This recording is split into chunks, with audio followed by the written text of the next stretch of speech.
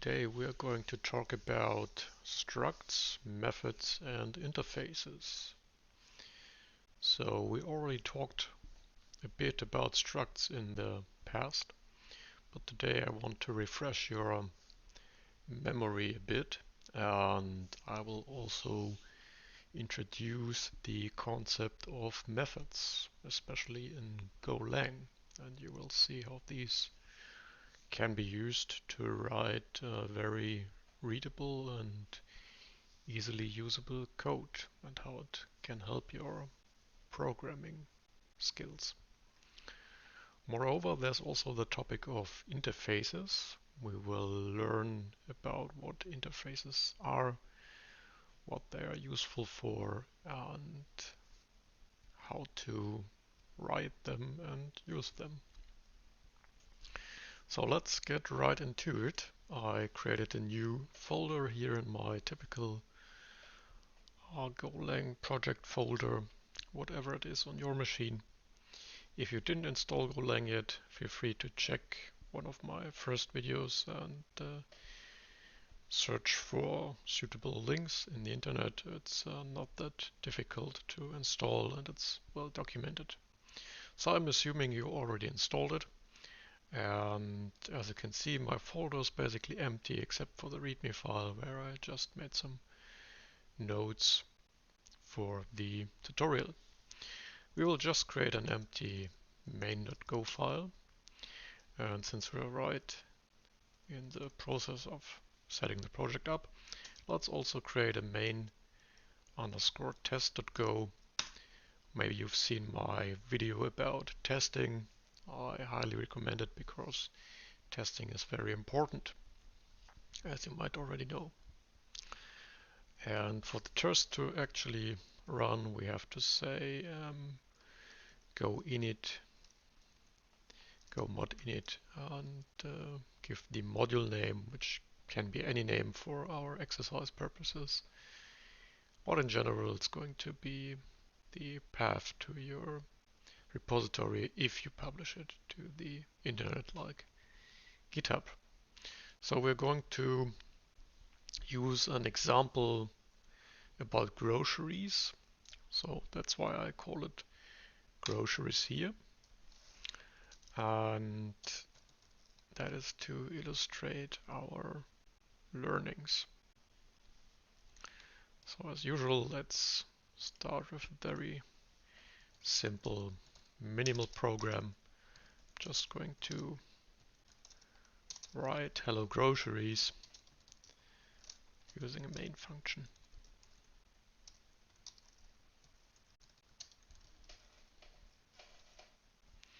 Save the file and using go test -v flag is helpful for more output. You can run your test, but we don't have a test yet.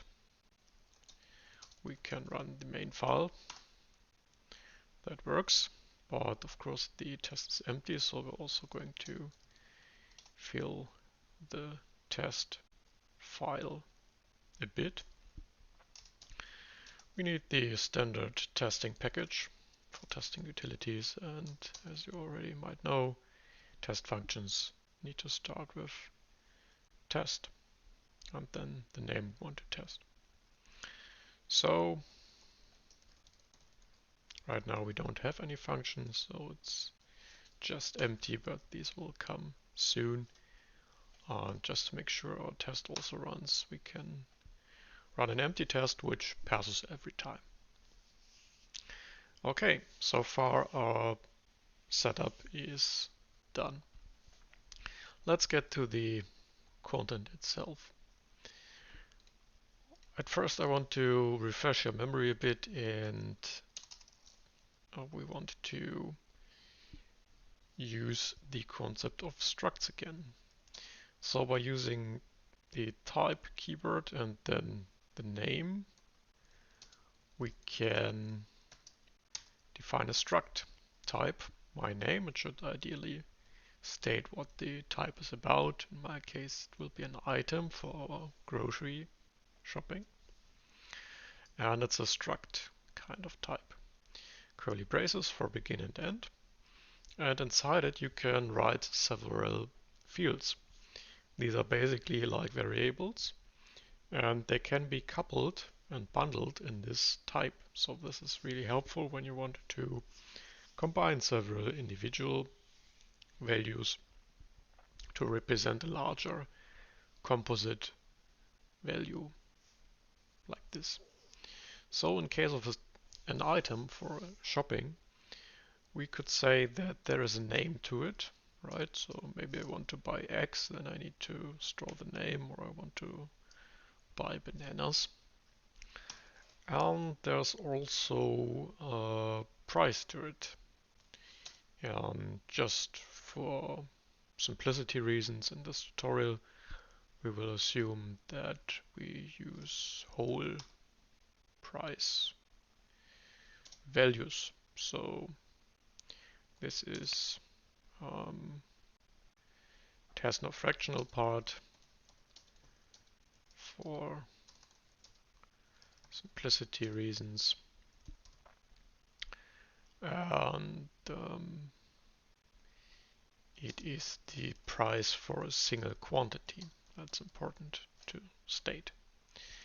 And then we can add a quantity, for example, which states the count of items that have the same name that we buy. Maybe I want to buy 10 bananas, for example, each costing about yeah, $1 or something like that.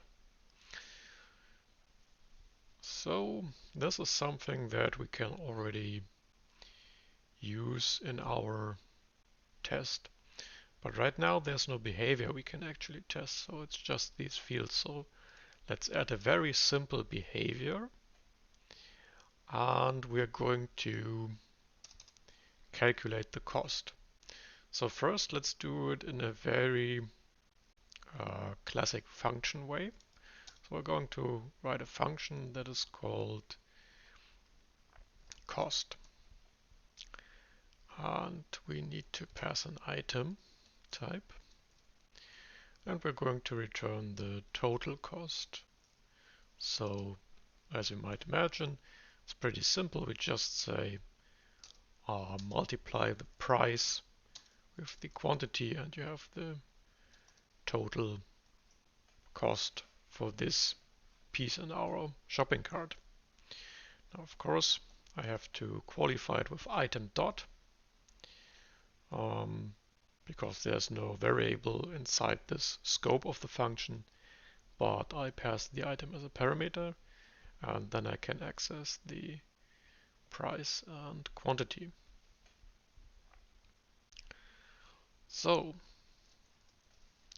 this is something that we can write our test for. And I'll call it test. Oops, I just opened my browser there. Test item cost. So we're going to create a new item. And you do that by using this curly braces again, and then you initialize the values. Otherwise, they keep their default values, which you can look up. For example, for integer, it's 0. For string, it's an empty string, and so on. So we're even using the named version so that it's more readable. I will buy some bananas for the price of 1. So whatever currency this is, could be dollars or whatever, it's not important for our exercise. And a quantity, let's say these are 7 bananas, 1 banana per day for the whole week, because, you know, I like to eat bananas. And now we call our function. So cost item, and we get the cost out of it. So we compare it, and we expect it to be 7, because 7 times 1 is 7. If it's not 7, we have to fail the test with an appropriate message.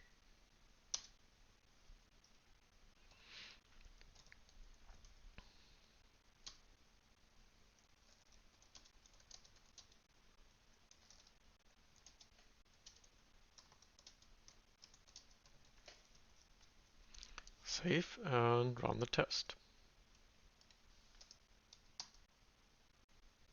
And it passes. Wonderful. So just to make sure our test works, let's quickly change this to 8. Save, run the test. And as you can see, it fails. Expected 8, but got 7. Yeah, as I said, if you're unfamiliar with that kind of testing, please see my testing video from earlier. Now,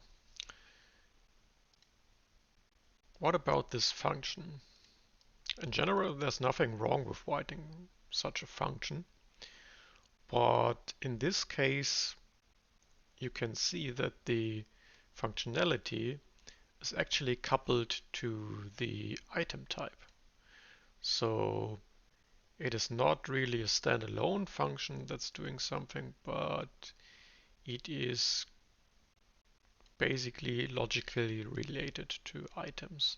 Items are just things for us in our program here that we want to be able to calculate costs for.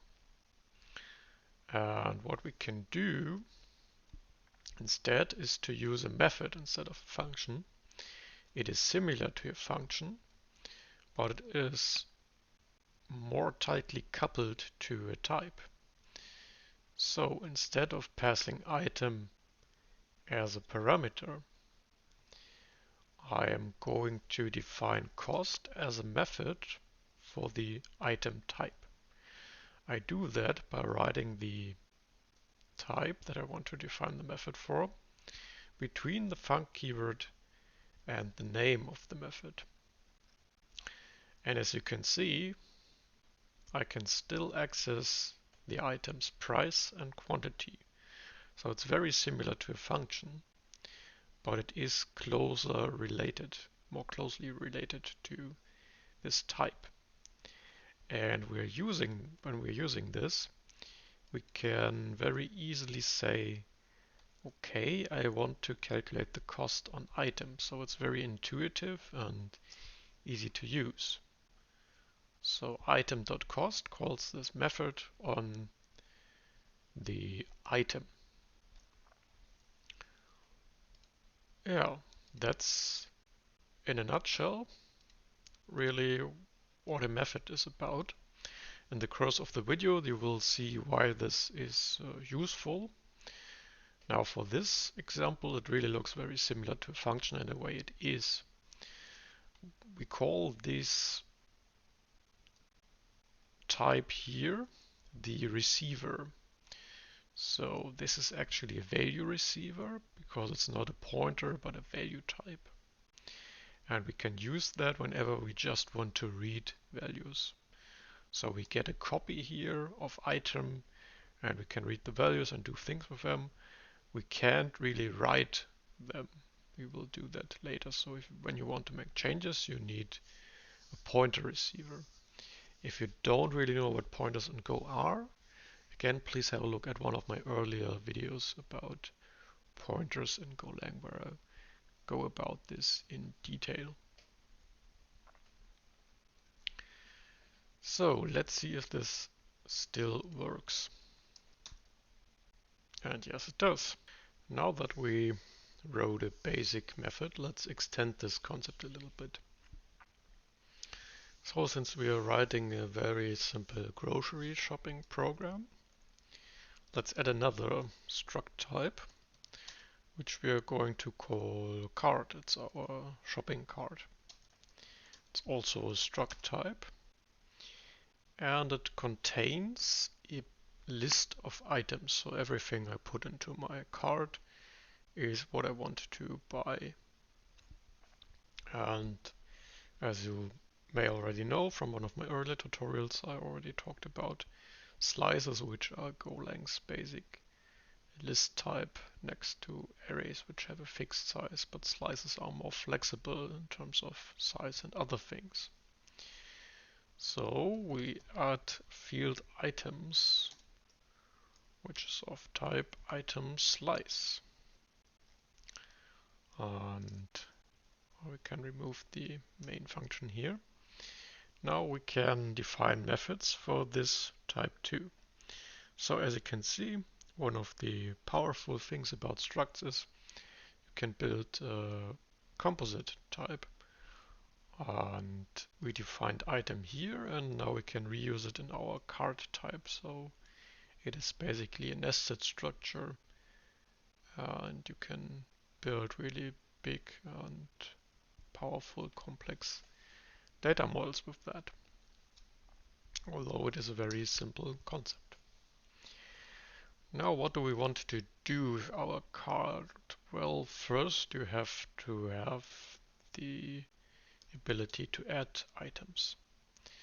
So again, we will use a method, right? The receiver, which is a card. By convention in Go, usually the receivers just have a single letter. You could also write it like this, but yeah, we'll just stick to the convention here. And also here, I'm going to call this I.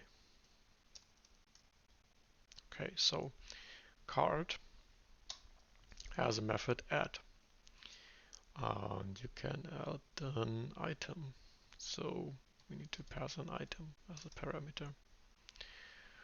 Do we need to return something? No, I don't think so.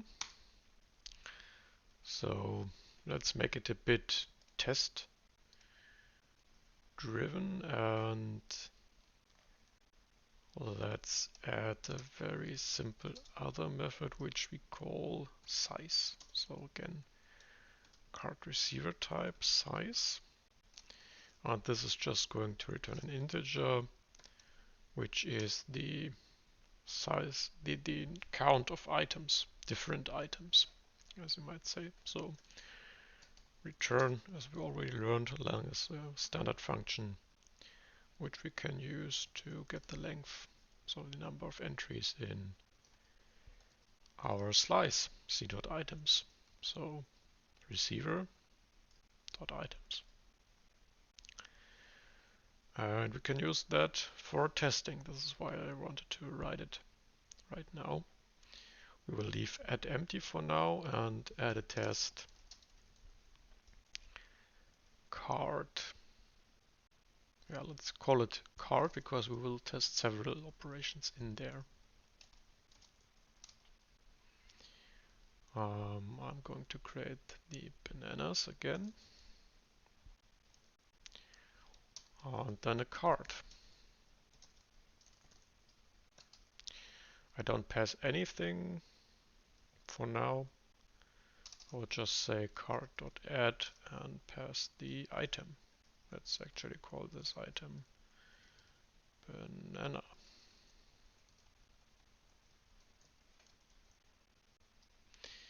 And now I would assume that card.size returns 1.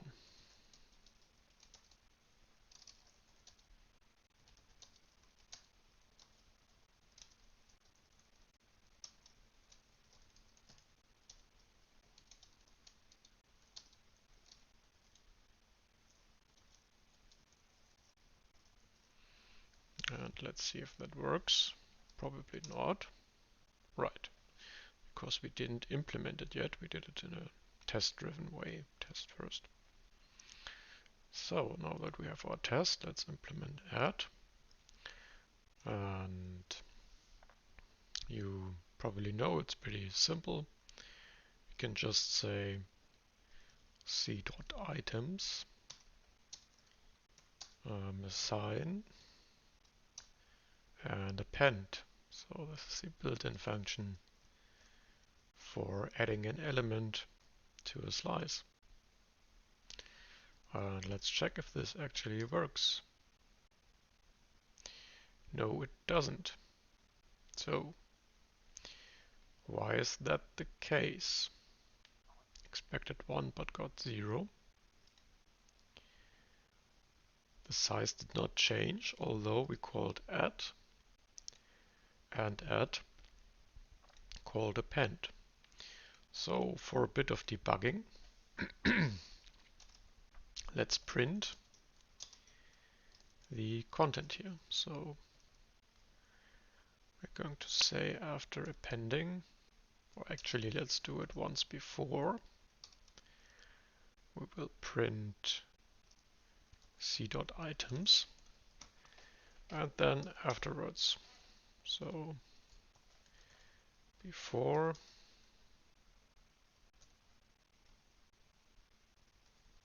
after,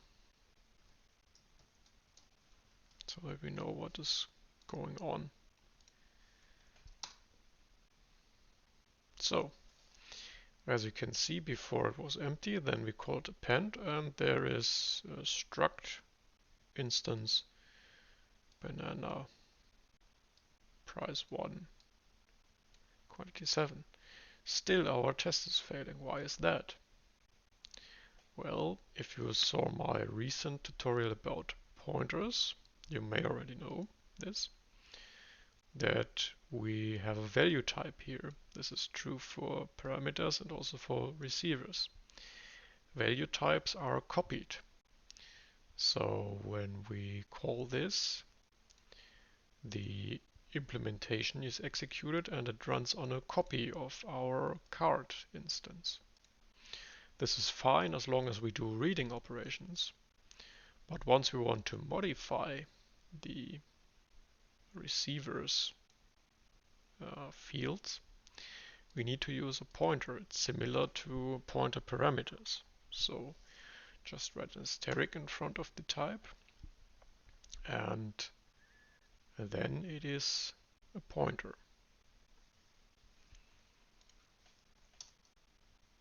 And now it works, as you can see. So this is something to be aware of. Pointer receivers versus value receivers. So a good rule is to use value receivers when you just want to read, like in cost or in size, and use a pointer receiver when you want to modify the item. Sometimes it's also helpful to use a pointer receiver for performance reasons if you got very large structures with lots of fields and you're doing a lot of calls and loops and so on. Then the copying can cost some performance, but more often than not, this is not really the case, and you should instead focus on using the right concept for your goal, for what you want to achieve. So if it's just reading or also writing.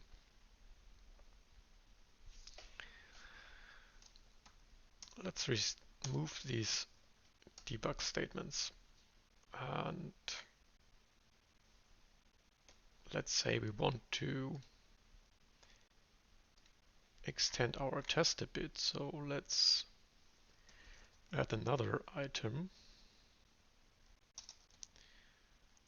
I'm just going to inline this here to make it a bit shorter.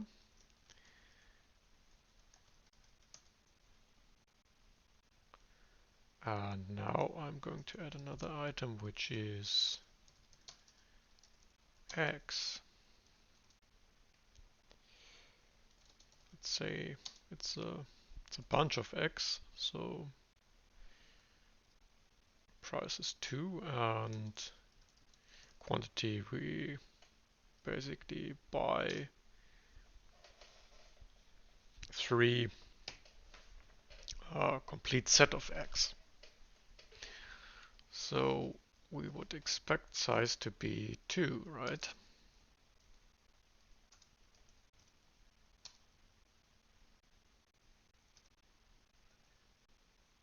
Mm-hmm.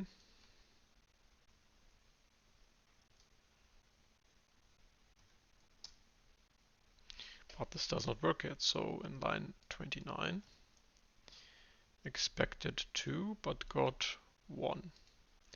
And that's because we didn't query the size again. We still used the old size. So here it's an assignment, no longer a declaration, because we already declared it up here. So I just used the equal sign.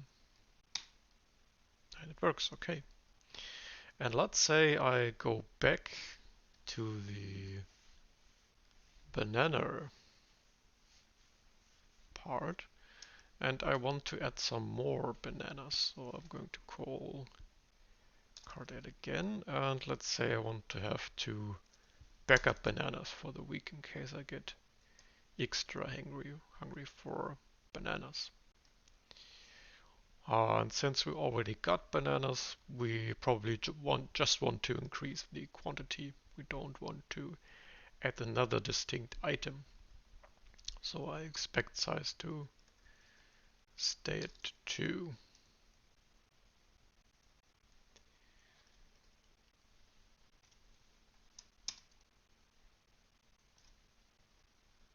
And we didn't query the size again. I need to remember that. And now it fails because we didn't implement that yet. So let's do this. Let's write the implementation for that. We have to find out if we already have an item with the same name, right? So we use a loop for that.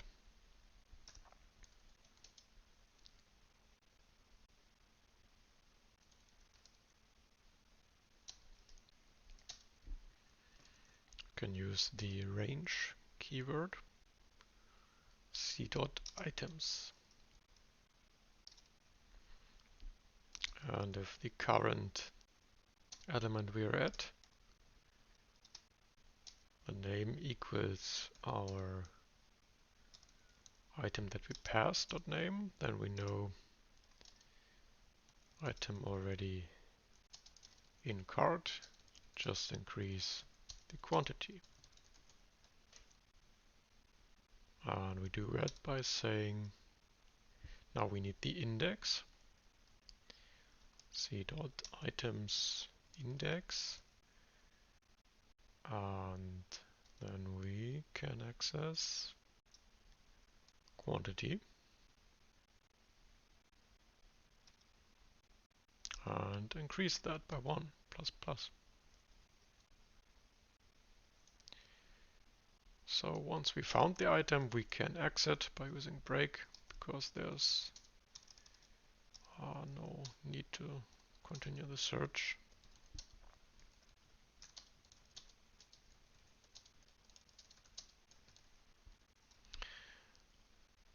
And if we did not find it, then we want to append, and only then.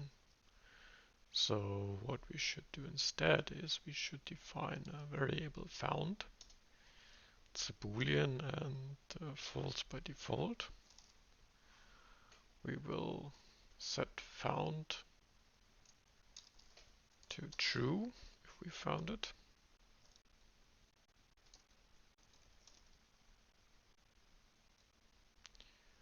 And if we didn't find it after the loop, that means we have to add it. So calling append.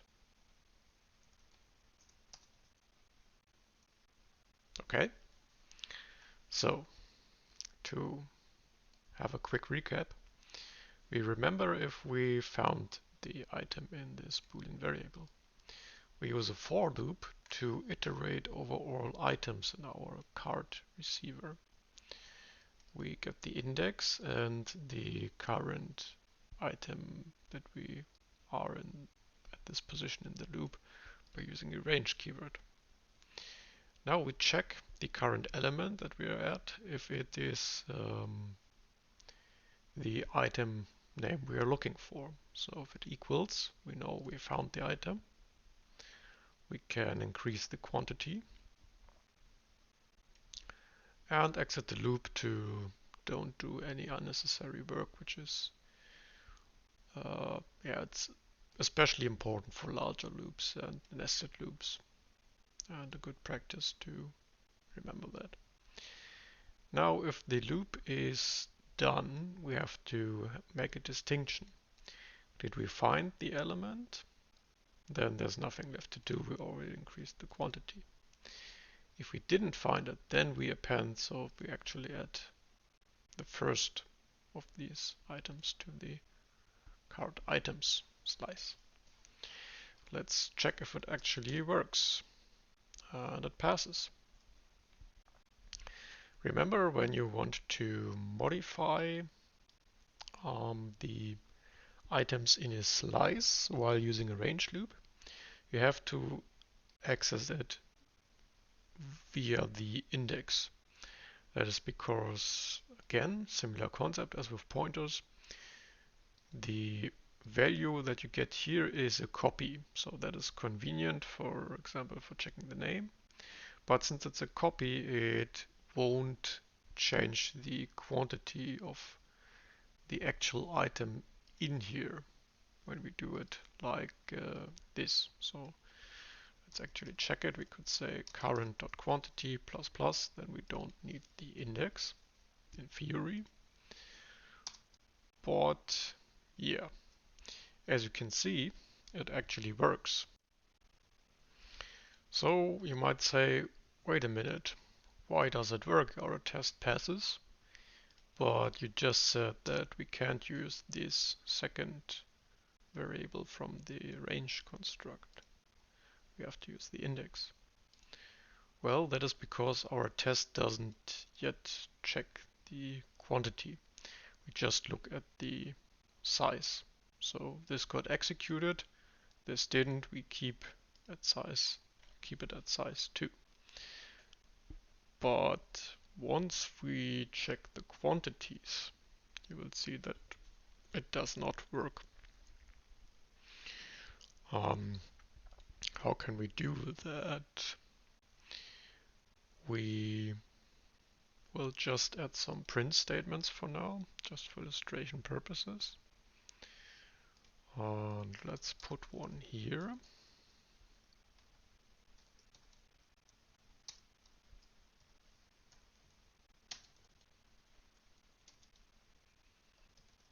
Pass the card.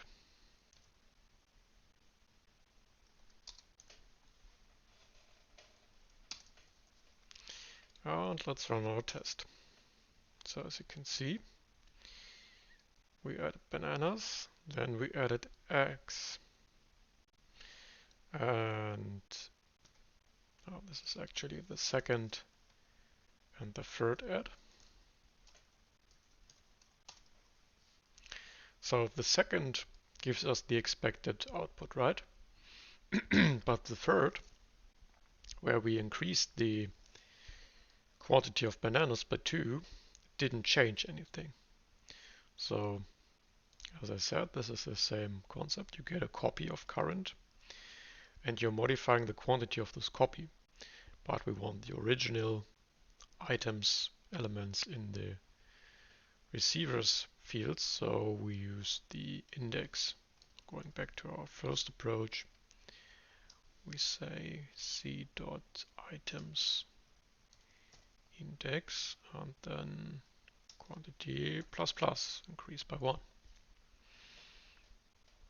When you run this again,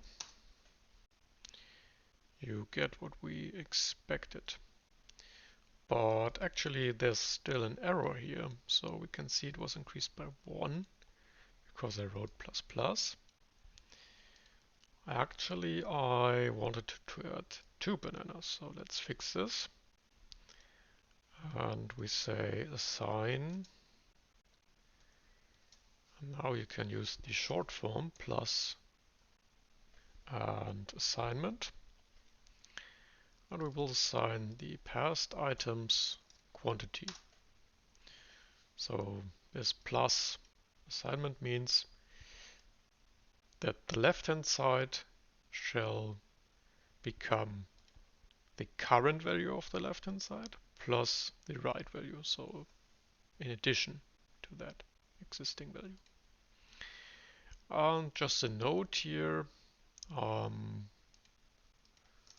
we assume that prices are not different for simplicity.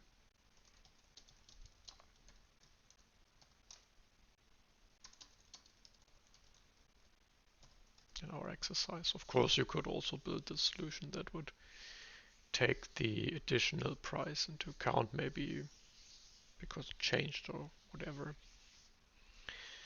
Now another thing we can do is we can shorten that a bit. We don't necessarily need the break and the Boolean flag. We can also just say when we found it and we're done, we can just call return exit method since we already found the item. So this will immediately terminate the function and therefore also the loop, and it will never reach the append. But if we didn't find it, we will still reach the append, which we can see in our test.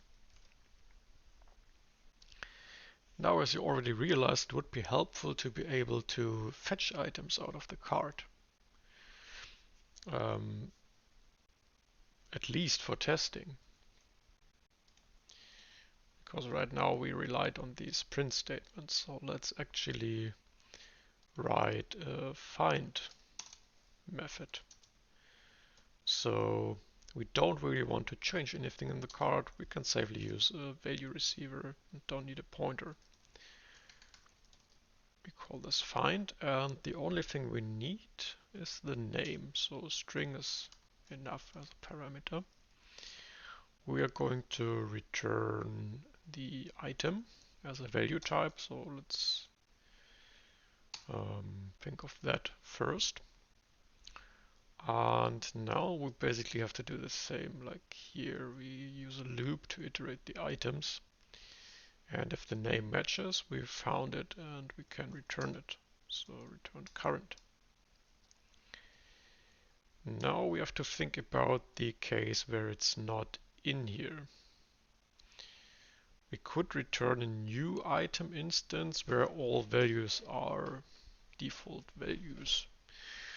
But actually, I guess it's a bit simpler to use nil value here. You may know it from my video about pointers. So let's actually use a pointer item. Nil is often used to indicate that there is nothing. So that is a pointer that is pointing nowhere. You may also know this from error handling. Lots of functions return error values if something goes wrong. And what you usually do in Go is you check the error for nil when it needs to be handled, which is almost always the case.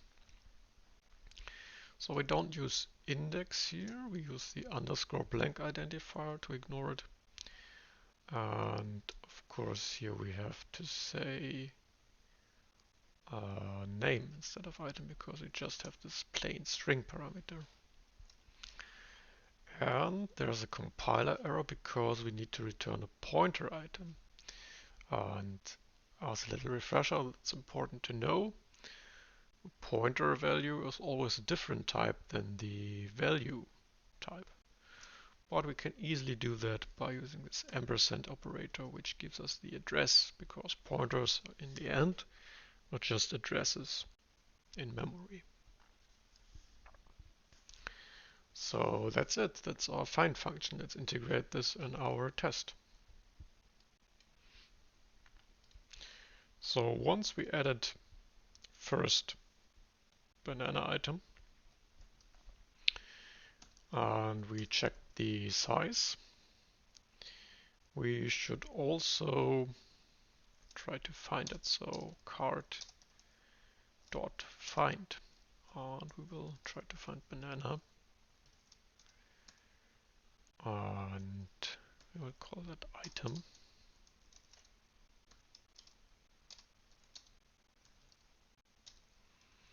And we compare it to the banana item that we passed up here.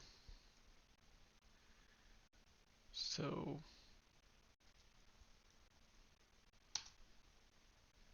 that's what we want to compare. Actually, now it's a good idea to no longer inline that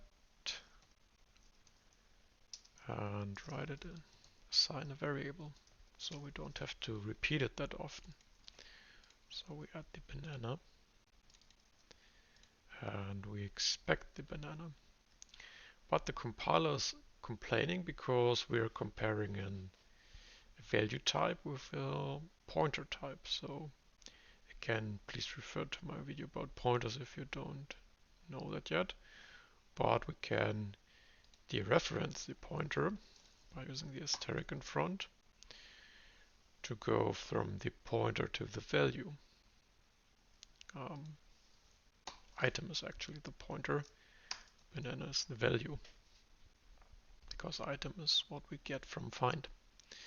So by dereferencing the pointer, we're going from the address to the actual value in memory where the address is pointing to. And then we can compare the fields in the struct for equality, which is what happens by default. So if it doesn't match, then we need to fail the test. We can say expected this but got this. And expected is banana. Got is the, again, dereferenced item, otherwise you get the address. So let's see if this works. And it doesn't. Sorry, it does. We can remove these print statements. And then we will do the same. Let's format this a bit different. And then we add x. We check if x are inside there.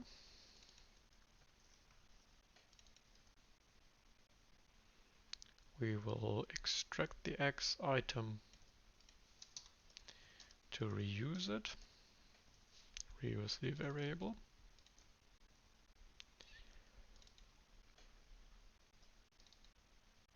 And we're also putting that in the message.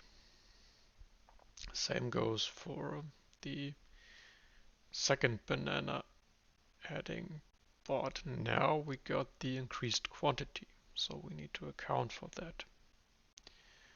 And what we actually want to do is expect increased banana.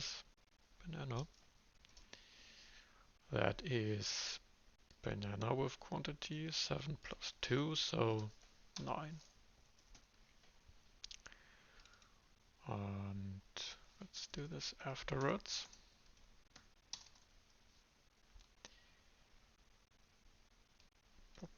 We can copy that part, but we expect it to be the increased banana count. So let's assume I have the original banana here with 7, then our test should fail, right? We will check that first.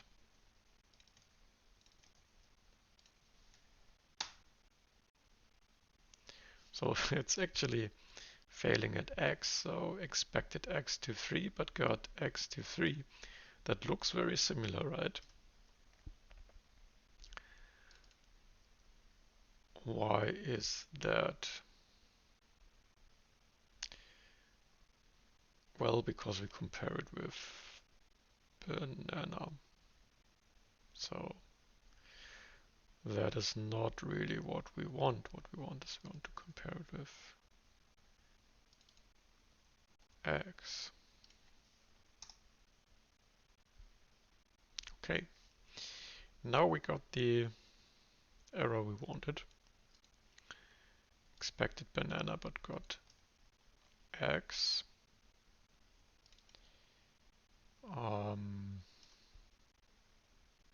Line 51, so here. And it gets x. So why does it get x? We didn't yet find. So that's the first error we did in our test.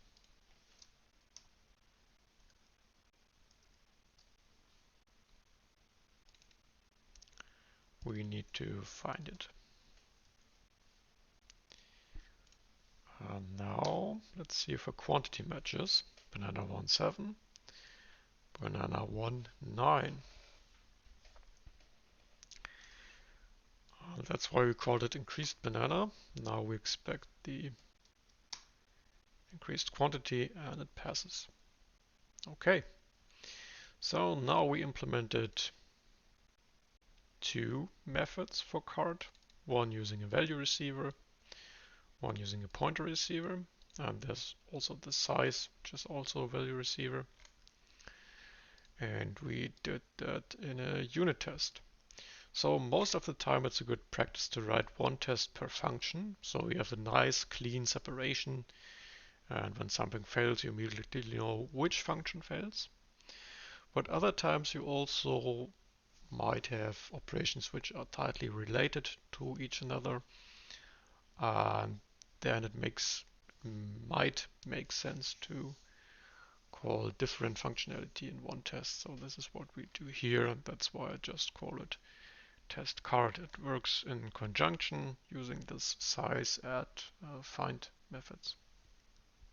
Now let's improve our tests a little bit because testing is kind of important.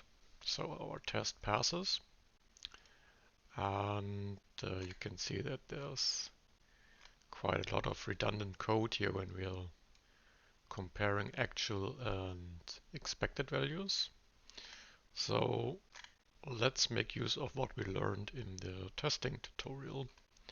We can just extract a little helper function, and let's call it check. And what we want to do is we want to, let's say we start comparing sizes. So we'll call this check int. This can be used for ints in general. And I pass the testing object. We expect it, and or actually let's pass the actual value first and then the expected, both for ints. And we can copy the implementation from here. If actual not equal to expected, we log an error and let the test fail. So need to replace the variables. That's it. Then let's do the same for checking items. So we write check item. We need a testing.t pointer, an actual and an expected item. And yeah, we are passing value types for now, not pointers. Also writing it like this, it's basically very similar. But for now we're going to stick with implementing one function per type, which we are going to simplify later, as you will see. So check int, let's actually use it and clean up our testing code. We pass t, we expect size 1 and pass size. And we can remove that. And as you can see, we clean up some code. It's easier to read and it's fewer lines that we need. Check item. We pass banana as the expected and the dereferenced item pointer. And again, if I forget that, the compiler helps me and tells me, hey, body, you are passing a pointer to a pointer item, but we want item, so you need to dereference here. Next, again, we're checking the size.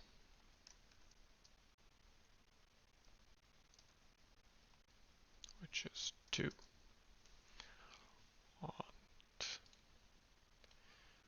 And then it's check item again, where we're expecting the eggs to be found. Now size should stay 2 because banana is already contained. We only want the quantity to be increased. And next one is increased banana. So we're searching that. And we expect increased banana with the quantity 9 instead of 7 because we added 2. And that's it. So as you can see, reusing code makes sense to avoid having to read and write so much, and it looks much cleaner. It's more maintainable. Always a good idea. Let's see if it still works. And no, we did a mistake. It seems expected 1 but got 2 on line 44.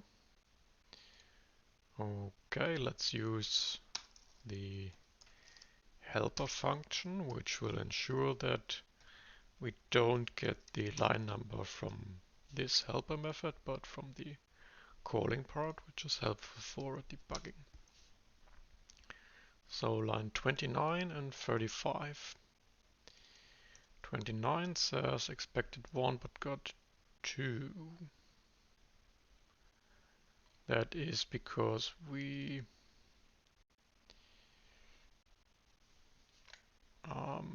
swapped the parameters. So of course I have to adhere to my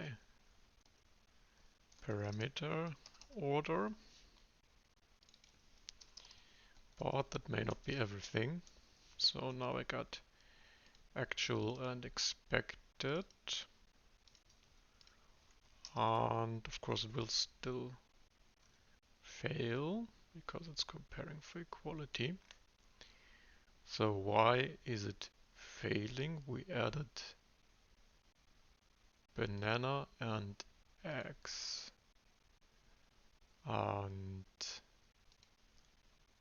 the size is no longer checked, so I removed a bit too much. That is why we are checking the old size value. Of course that is wrong. So again, good idea to check our tests, and now it passes. Okay, that was just a little cleanup. We can reuse our check int even up here, where we expect 7 to be the cost. Yeah, and it passes. Great. So what's next? Next, for completeness sake, we want to add another method, final method to our card type. But first I want to show you that there's often room for improvement, and we can see that add and find are basically doing very similar things. So find needs to iterate our item slice to look for an item with the given name, and add does the same. So with a bit of thinking, we can see that why don't we reuse find in the add method? Then we have fewer code to read and maintain, which is a pretty good deal. So how can we do that? You can call find in the add method. So just because I'm inside a method doesn't mean I can call other methods. And I pass the given item's name to see if it already exists. So I will call this existing, which is a pointer as we defined it here, pointer, item pointer. Now we just have to perform a nil check if we actually found it. So instead of doing the searching in a loop, we can say if existing not equal nil, if it's not a nil pointer, we know we found it. It's just there, we just need to increase the quantity. And so we can do this by using the pointer existing dot quantity. And since it is a pointer, we can change the field inside. So pretty useful that we made it a pointer here for communicating nil if we didn't find it. It's also helpful here for changing the values. Then we can even make this a bit different. Let's not do a return, but instead we can rewrite this to an if-else, since there's no loop. In my opinion, it's a bit cleaner, but it's a matter of taste, I guess. So that's much easier to read, right? You just call find, you rely on the functionality of find. Then we check if existing is actually present and not a nil pointer. And if that's the case, we need to update the quantity.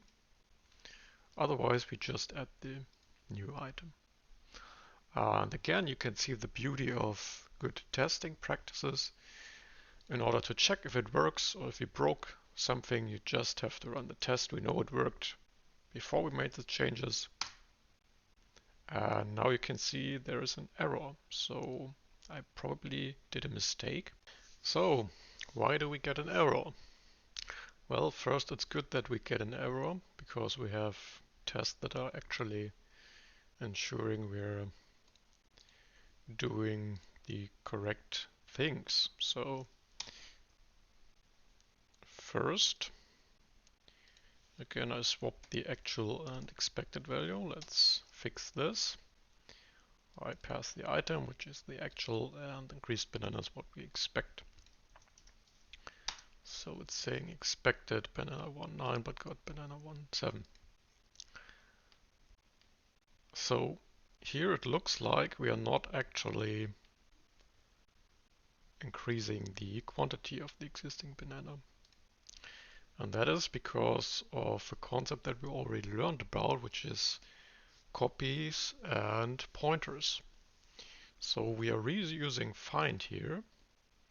We're returning a pointer. And how are we creating the pointer? Well, we return the address of current. Current is a value type which is copied by the range operator. So that is something that you have to be aware of when working with range and pointers. And you know how the error looks like in my case. So this is something that you need to be aware of. We can easily fix that by using the index of the loop. And then we return c.items index and the address of that. So in theory, this should work, right? Let's verify it. And it does beautifully.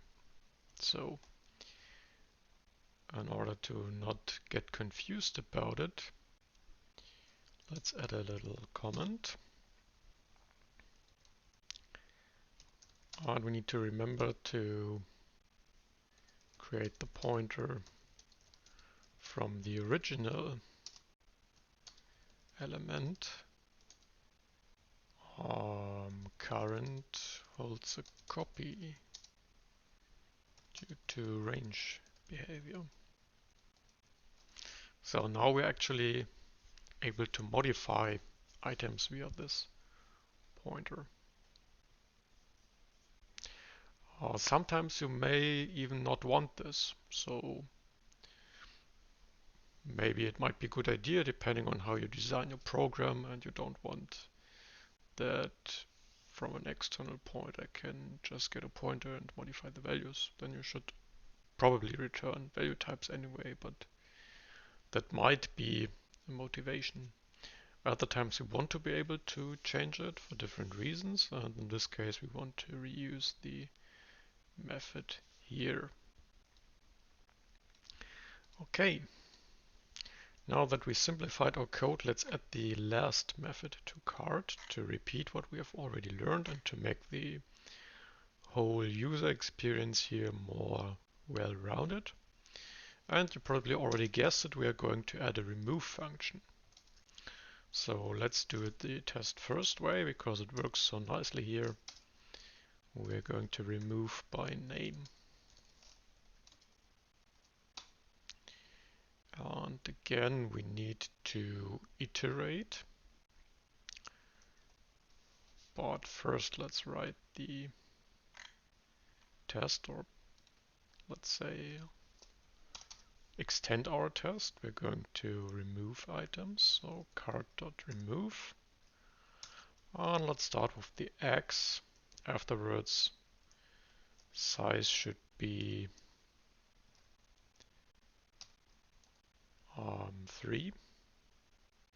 2, sorry. So we added X and banana. No, 1 actually. 1 is the correct answer. And after remove, we shouldn't be able to find X anymore. So it should actually be Neil then. So let's write a check Neil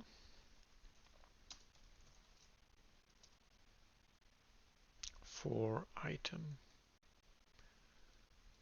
So this time we actually need to pass pointers.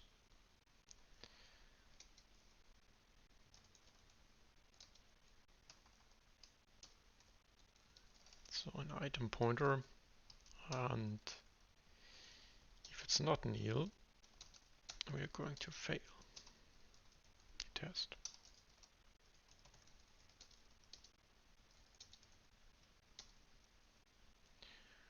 And yeah, the address is probably not so helpful, so we're going to dereference it like this.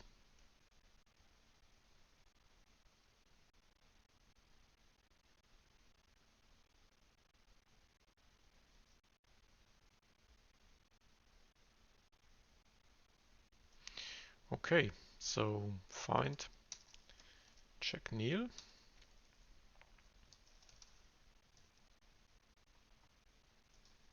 Of course, we have to pass T2.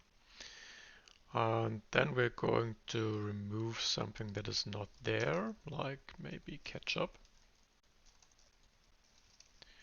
It should do nothing, and size should stay the same. So in the end, let's also remove the bananas completely. And size should become 0. And finding bananas should return Neil.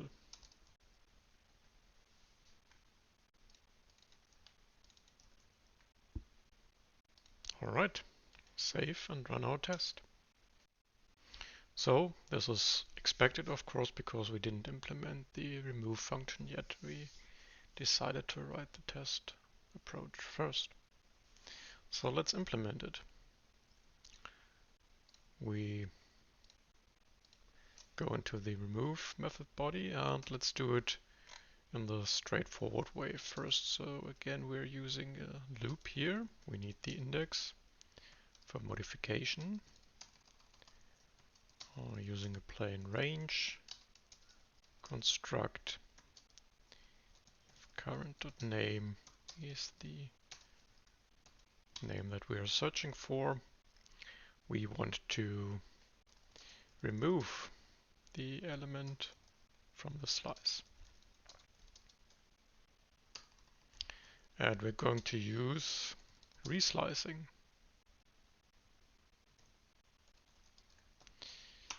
Maybe you already know about it. I already talked about it in an earlier video, but just to repeat that, we can reslice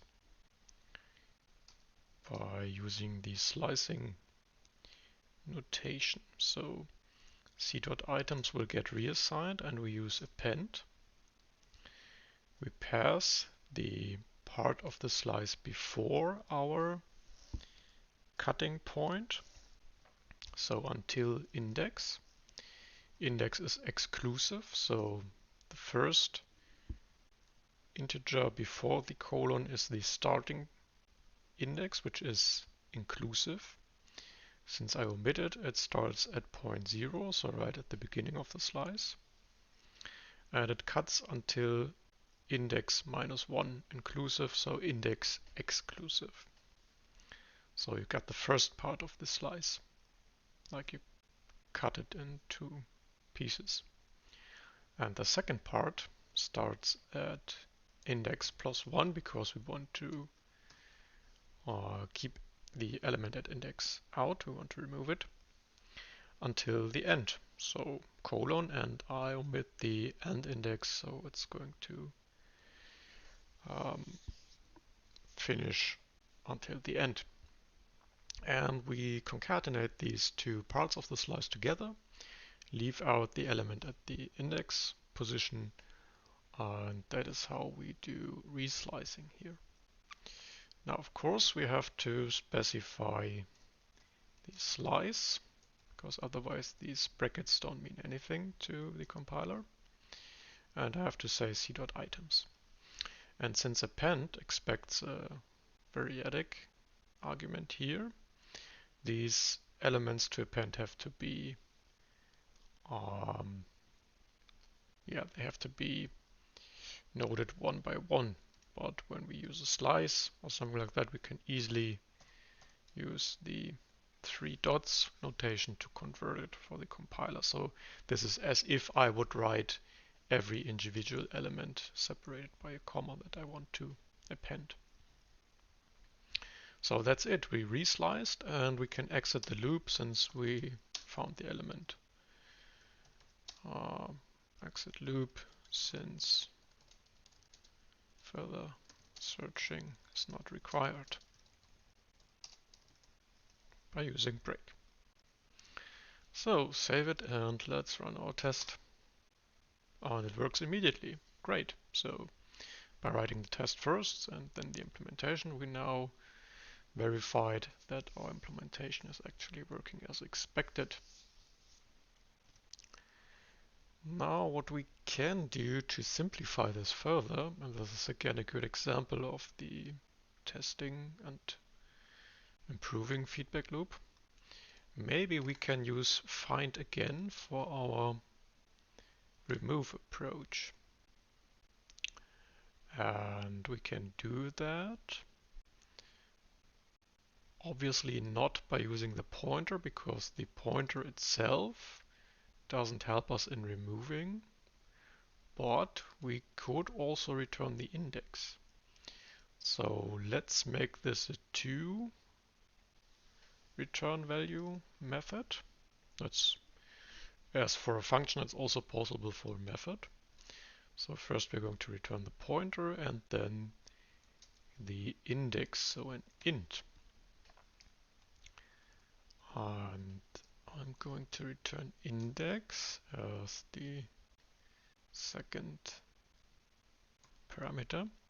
What do we want to return in case of Neil? We could return 0, but it's not a good idea because 0 is a valid index in a slice. What is not valid is a negative number, so a good idea would be to return -1. Okay, now we can already see it is returning 2 variables, but we're only assigning 1. And since we don't need the index for adding, we just use the blank identifier underscore. The same goes for our tests. We're not really interested in the index here, so we're just using the blank identifier, which means ignore this return value. We don't want it to get assigned to a variable.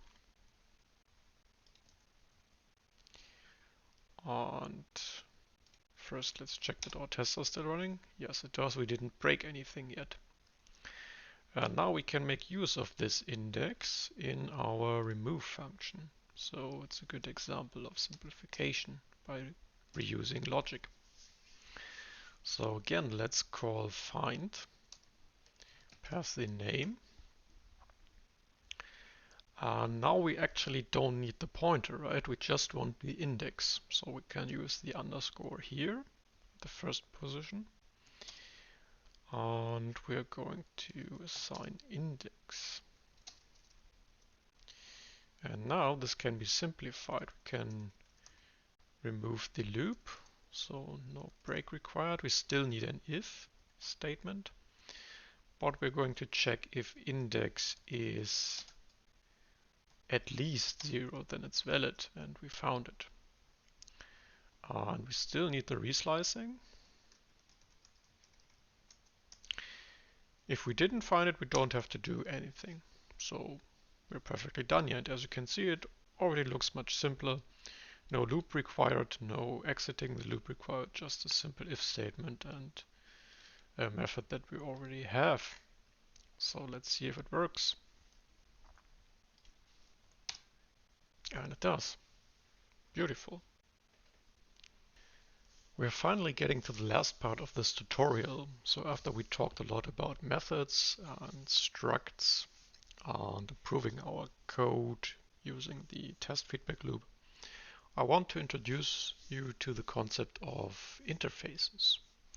What are interfaces? Well, in a way, interfaces are another kind of type, and they are for extracting common behavior. It is a kind of abstraction that specifies common behavior of all the types that are actually implementing the interface. Don't worry, it sounds very abstract when I say it like that. We are going to start with a practical example. So first, let's use an interface that is already defined by default by the language. And that is the stringer interface. It's very commonly used. We can use this interface by just defining the function or method in this case that is defined for it. So I'm going to tell you that it is called string. It has no parameters and it's returning a string. It is just for returning a string representation of type. So in this case, we are going to return, let's import fmt package for string formatting. fmt.sprintf is for formatting strings. And how do we want our item to be represented? It's a bit like on a piece of paper where you write your shopping list.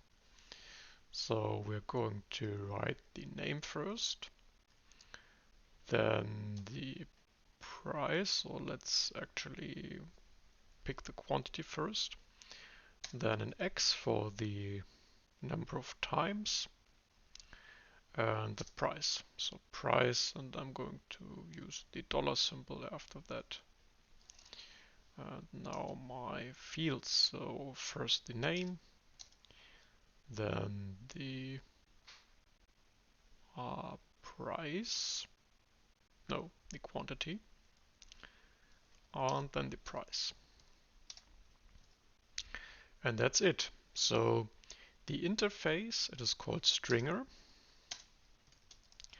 We implement the standard interface stringer here. It just defines this one signature, a string method returning a string. That is helpful because every function in Go that knows how to call it can do something useful with it. So as, for example, for printing. It will get clear in a minute. So let's actually write a little test for that. I'm going to call it test item string.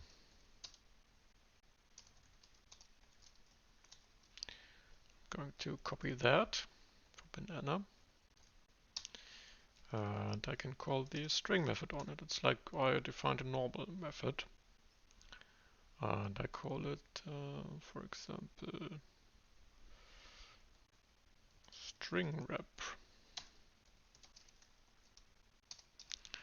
And we're going to check if that equals what we expect, which is banana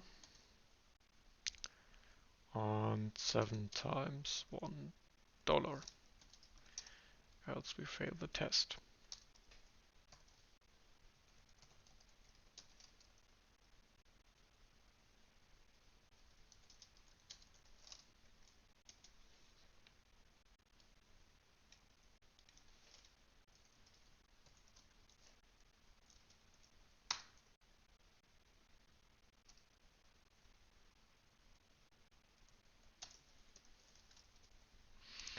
Okay, let's see if that works. Save and run the test. And it works. Okay, so nothing too fancy here. But what is it about the interface? Well, the interface is called stringer, and every function in Go that knows how to handle a stringer or that says it needs a stringer effectively can use all types that implement it. So one example for this is this sprintf function and other formatting functions. Every time you use these formatters, you say substitute it with my variable's value. And how does the implementation know how to print it? Well, we could debug the code, and I will save you the time here and say that in the end it is calling the string function. So the implementation relies on the fact that there's actually a string implementation for that. If it's not, it is using some other kind of implementation. So for example, for a struct, the default behavior would be to print name, price, quantity as fields and the values. So actually, let's check what happens when we do this. I will use the same test, but instead of calling string, let's put this in a comment, I will just print the item. So we're going to call print line and pass the item. So by default, we didn't specify any string formatting that we built ourselves. So Go is using the standard notation, and that looks like this. Banana 7 times $1. That is still the string representation because we have it implemented. So you can already see the custom notation here. But let's say I didn't implement it. Then Go doesn't know how we want it to be represented, and then it will look like this. So standard struct format and the values inside, not even the fields. You can also specify that you want to see the field values by using an appropriate formatter. But when we want a custom representation, of course, we have to implement it ourselves because Go doesn't know how we want it to look like. And an easy way to do this is to just implement the stringer interface. We just did that. And Go, when we call this print function, it's going to check if we implement the stringer interface, and if yes, it is preferring that over the default format. So that is one concrete example for how to use interfaces. So it is not coupled to a very specific type like a struct, but an interface is much more loose of a concept. it doesn't really matter what your specific type is. As long as you're implementing the string method, you can use it everywhere where it's expected. So I could do this on other types.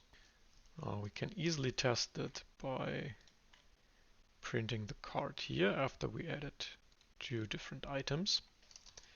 And I'm going to print the card here. So let's see what happens.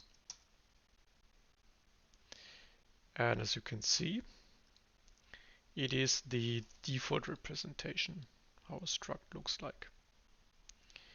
But we can easily change that by also implementing the string function. So for card, let's say, we write the same signature, so the header of the method, using string formatting. And now for every item we want to use the string representation.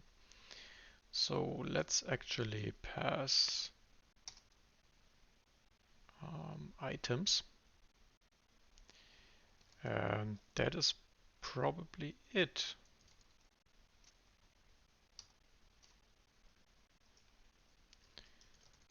We use the formatter V for default format.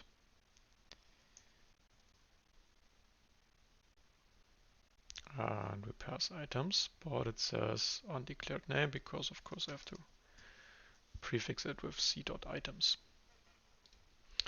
And now here it is, the standard representation. Now we got our custom implementation. Pretty nice, isn't it? So that's how you can nest it, and the same rule applies here for the stringer interface. Now you may still say, okay, I still didn't really understand it, what interfaces are. Maybe it gets clearer if we write an interface ourselves. So this is the standard stringer interface. Let's write one ourselves. Let's say we want to calculate cost, as we already did here. And we want to also calculate a discount from that. So I'm going to write a new type. We call that discount. It is a struct and it contains an integer, which is the rate in percent, whole percentage. It gets a method, which is called calc, and returns the discount that the grocery shopper gets, depending on how well of an how well of a client the person is, and how often the person goes shopping there for groceries. We're going to return an int2, which is the reduction in the cost. And let's have a pretty simple calculation. We're going to divide the discount. Of course, we need the receivers to actually make it a method.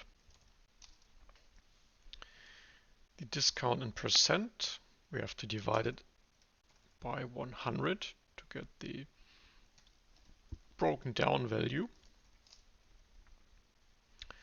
Then we're going to multiply it with the cost.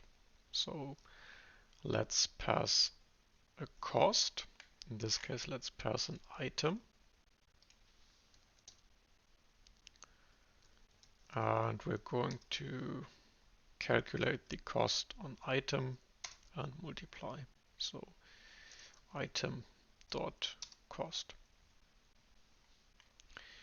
Now let's write a test for it, and we will probably see that there's an error that we need to fix. But that's what our tests are for. So let's reactivate this test, by the way, and write the test for cost. Test discount cost, actually. Testing T, as always. And we create a discount object.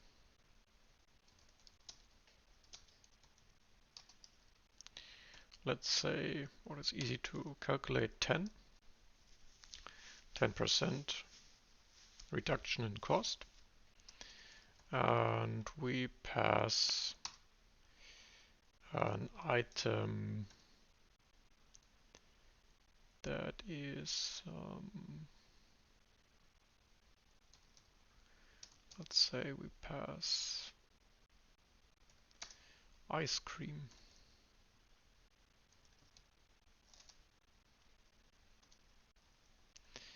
And this ice cream we are going to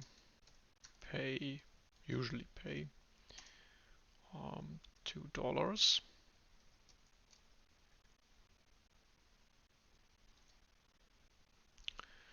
And let's say we are really hungry for ice cream, so we are actually buying 10 of those, so total cost of $20. Given a discount of 10%, we should get one for free, so $2 saved. 2 shall be the result. I call it reduction, or let's call it saved.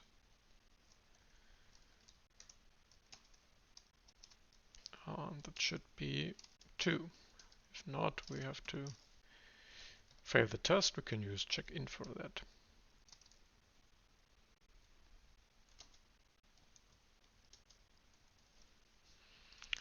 Let's see what happens.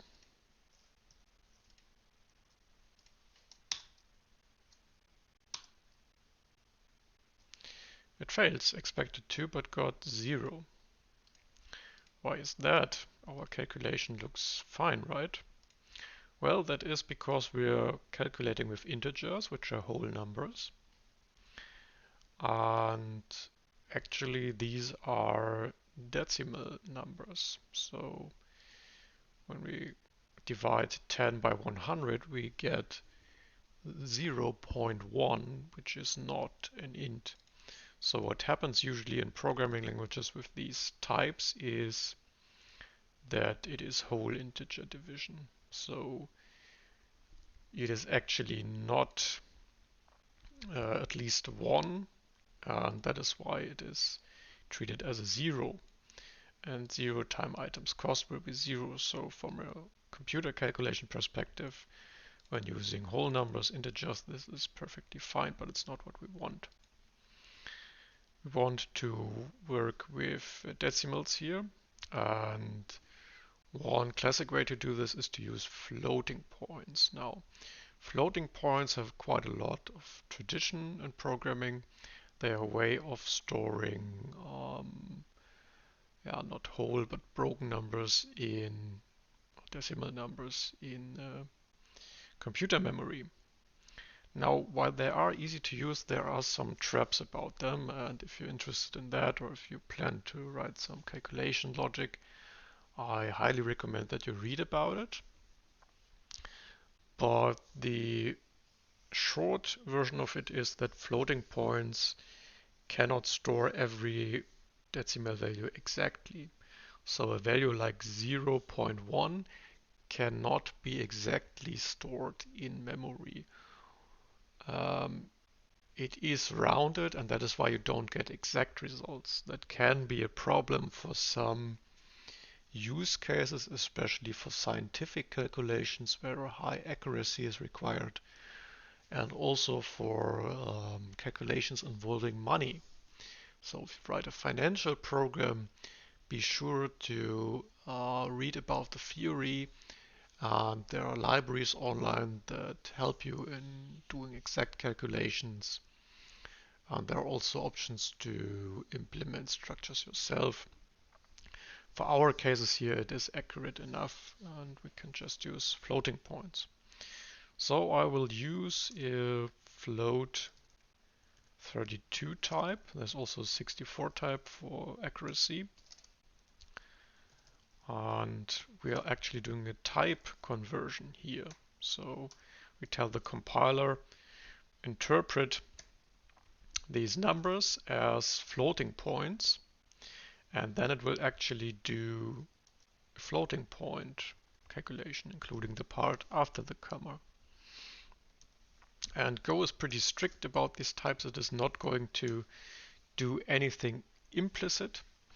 It wants you to be very specific about which types these shall be, and this prevents a lot of subtle errors from other languages. Now it's only complaining that we return int, so we also have to return a float here. Or what we can do instead, we just do whole numbers. So in the end, we can say we are rounding it down because it's cutting the part after the decimal point. So given our example of 20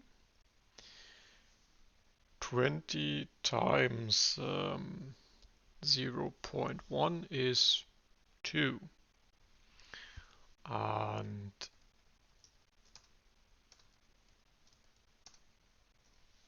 as you can see, if I do that, it's going to say mismatch on the left-hand side. The compiler got the float, and on the right-hand side an int. What should I do with it? Well, we want it to be an int, so we need to convert it to int once we did the floating point calculation. And this looks a bit messy, but it is actually very explicit. So if we tell the compiler what we want, do floating point division here and multiply it. And then we just want the whole part of the number, the int, and then it complies with the return value. So let's see what happens. And it passes. We could also return floating point here, but we want to have whole discounts and numbers for simplicity reasons. Plus, if you return floating points, since it's not exact in every case, you have to account for that and usually add some tolerance delta. Again, if you're curious about that, you should definitely read about it. It is somewhat mandatory knowledge once you start doing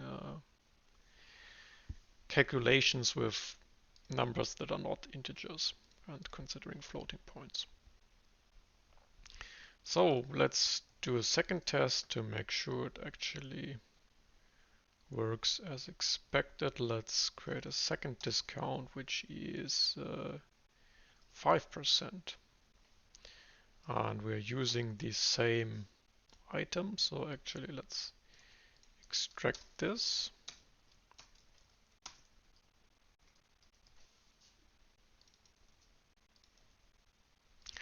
And since we said we're only returning full number of discounts, this should be 1, right? So let's actually use a more interesting percentage, because 5% of 20 is exactly 1. Let's say we use a discount of 7. So it's a bit more than 1, but we round it down. We cut it to a whole number. So we expect it to be 1 as an integer. That works fine. Okay. So now, what about our interface? Well, I could get the idea. I don't only want to calculate discounts for items. I want to implement it in a more broad, generic way. I want to calculate discounts for the whole shopping cart too. So I could now implement this again for another type, but this is a good example for an interface. So what do we need in order to calculate the discount? Well, we just need the method that gives us the cost.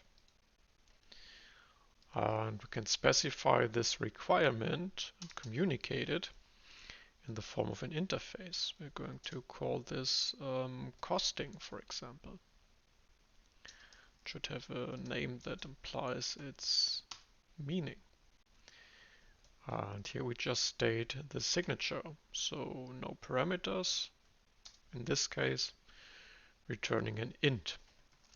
And every type in the code which is implementing this method with 0 parameters, same name, return type int, is automatically of interface type costing without me having to explicitly state that.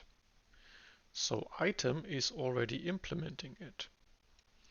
And you can see that when we swap the type here. So we're no longer requiring an item for the discount calculation. We are requiring a costing. And as you can see, the compiler is perfectly happy. It's not complaining.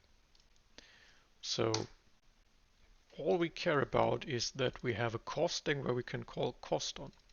We don't depend on anything else like any other implementation details, fields, methods, and so on. And that is the beauty of interfaces. You can specify your requirements, for example, for parameters that you expect and methods that exist, without having to rely on full specific type information. It is a kind of minimal common baseline. And that makes it perfectly easy to call calc for cart. So let's actually, it's called calc, right? Let's do this for a cart. We create one here. We add the ice cream and we add some bananas too. And now I want to call, I will use the 7% discount and call calc path the cart. We use saved and we expect 7% from 27. What is 7% of 27? It is 2 point something, I guess. So at least $2, but not 3. So since we're rounding down, we know it has to be 2. And as you can see, the compiler is stating, oh, I got cardboard, I need a costing type. So it's even saying missing method cost. It tells you invalid interface assign. So it is very specific and we can easily fix that by implementing cost. So again, the only thing I have to do is fulfill the signature by implementing it. What is the cost of the cart? Pretty easy, we can just sum up the individual items cost. Start at 0, iterate over the elements, index is not needed, using a simple range loop. And we just add the item dot cost. So and range I dot, not item, sorry, we need to implement this for card, of course. So c dot items, return an int, item dot cost, call the method, and return the sum. So that's it. We just delegate to the cost of the individual item and sum that up for every element, and we got the cost.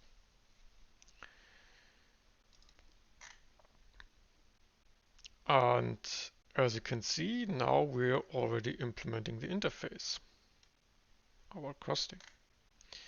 I don't have to state it explicitly that we are implementing it like in other languages you may know of, but this is a very loose form of typing, and the compiler knows that it satisfies the type just by looking at the methods that are implemented. And you can verify that by looking here in our test. Now it's happy.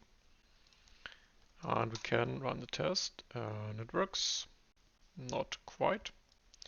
So line 40 it says expecting 2 but got 1.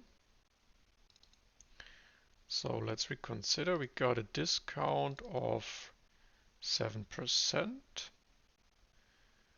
And we added ice cream, which is cost 20, and banana cost 7.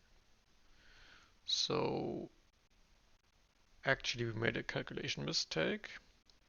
It is 1, right? So let's use a calculator to get sure it's 1 point something. So 7% is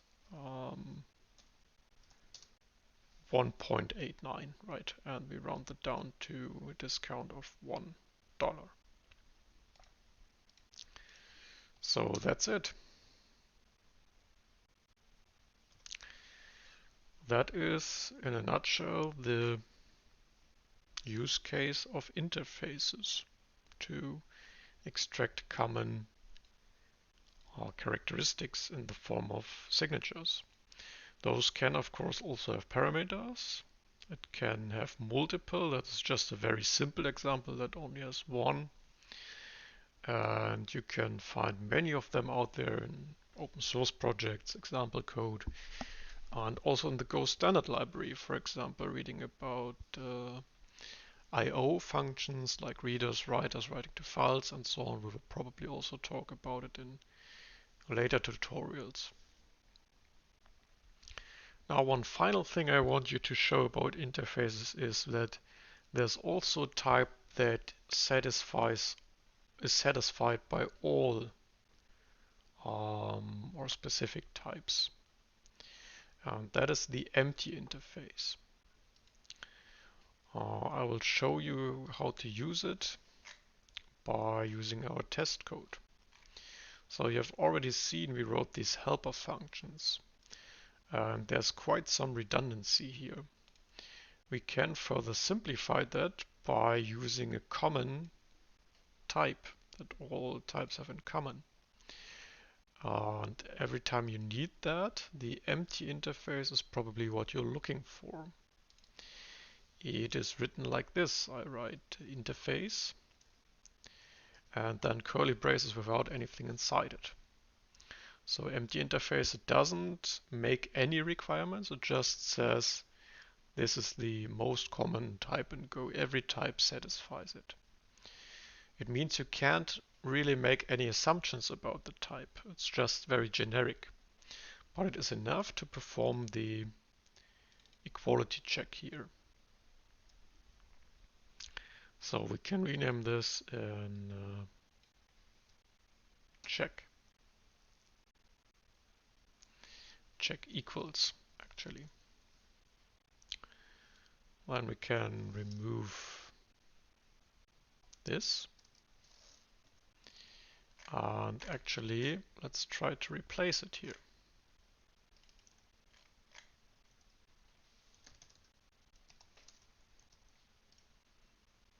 And so here's our string check. Without having to write another test helper for strings, we can say check equals and pass our parameters.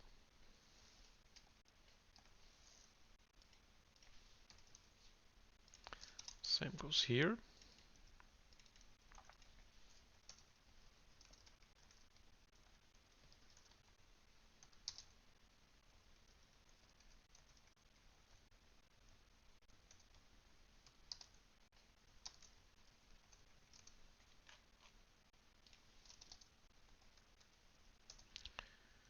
So there's one.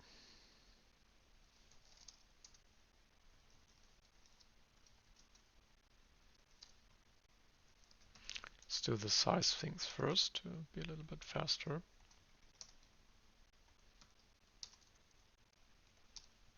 As usual, it's a good idea to invest in tests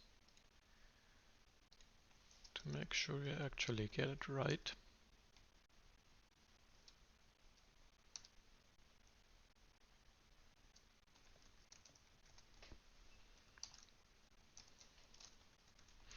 And then we replace the item checks. So as you can see, you can even use it for struct types.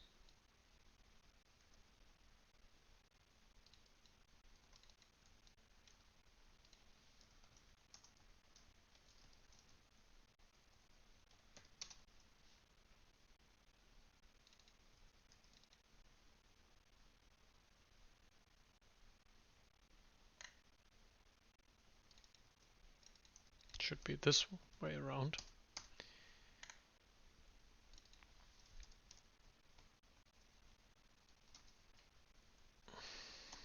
Okay.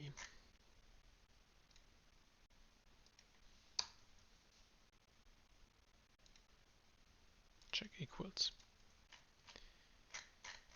Let's see if this runs or if we did a mistake. And it works.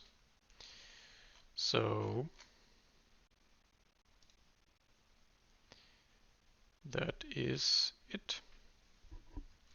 We already saved some code by just using the empty interface type. So this is generally enough to work. Let's see what happens when we try the same with Neil. So let's say we say check equals, and then we pass item and we expect Neil. So there's something special about that. I will show you.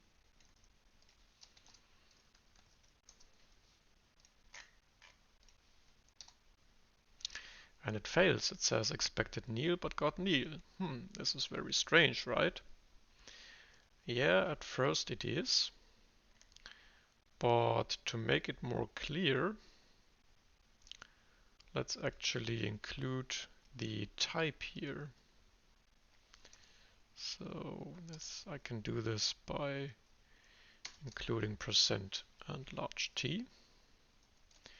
We can include the type of the parameters the specific type that we are comparing, because here it doesn't make any assumptions and this gives us the specific value type.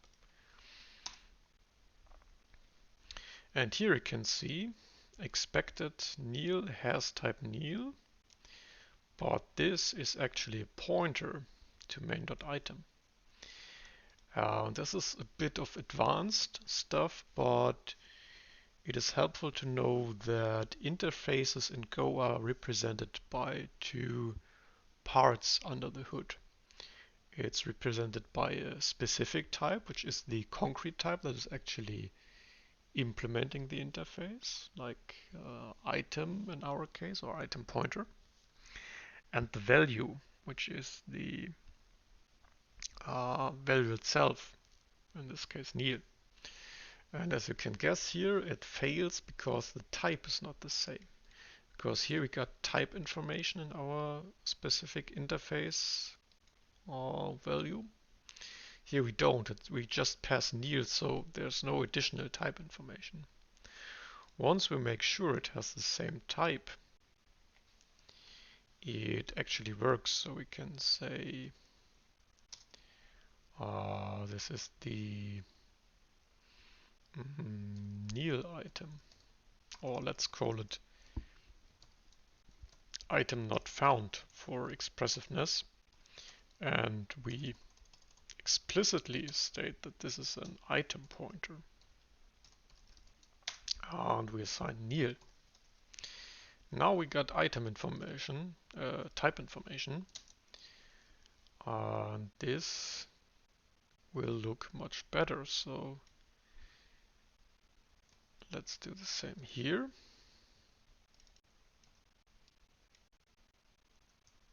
Item not found, pass nil. And as you can see, it's still not really happy. So what are we doing wrong? We are passing size, of course. That's because I swapped the wrong part. Because the nil check is up here. So this is item not found. And this. So after we are trying to find an element that we just removed.